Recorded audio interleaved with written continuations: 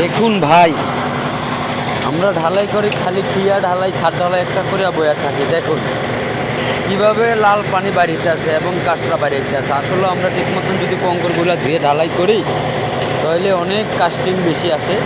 দেখুন অবস্থা দেখুন, একবার আপনারা দেখুন কী পরিস্থিতি।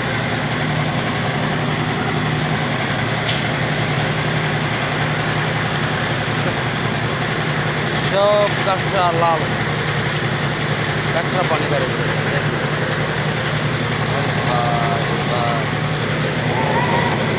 আসলে আমরা কখনো এরকম করে ধোয়ার চেষ্টাই করি না, খালি শুধু ঢালাই দিকে ইয়া করে।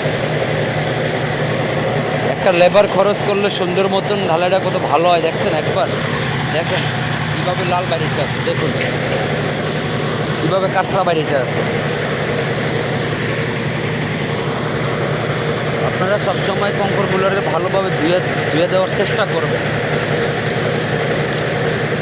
খুবই লাল,